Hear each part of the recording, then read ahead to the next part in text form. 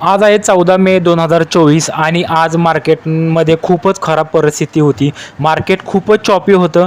नाही ते बुलिशनेस दाखवत होतं, नाही बेरिश होत होतं, म्हणजे ते खाली पडत होतं. मार्केटमध्ये फक्त कॅन्डल मी पाहत होतो. त्यामुळे मी आज एकही ट्रेड घेतलेला नाही आहे, कारण मार्केटमध्ये काही मुवमेंट नव्हती. मार्केटनं थोड्या वेळानंतर फक्त 100 पॉईंटची मुवमेंट दिलेली आहे, ती मी बघितली आहे. ज्या लोकांनी ती मुवमेंट कॅप्चर केली त्यांना थोडाफार प्रॉफिट झाला असेल.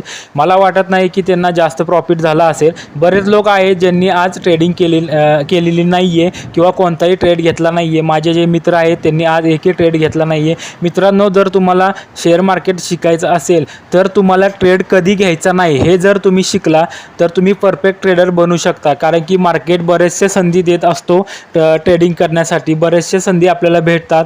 पण तुम्हाला हे जर कळायला लागलं की आज मला ट्रेड घ्यायचा नाही आहे, की मार्केट खूप चॉपी आहे किंवा ते वरी जात नाही किंवा खाली जात नाही, एकदम नॉर्मल परिस्थिती आहे, हे जर तुम्हाला कळालं तर तुम्ही नक्कीच मार्केटमधनं प्रॉफिट काढू शकता. आणि जर मला प्रॉफिट झाला किंवा लॉस झाला तर मी नक्की तो शेअर तुम्हाला करेन.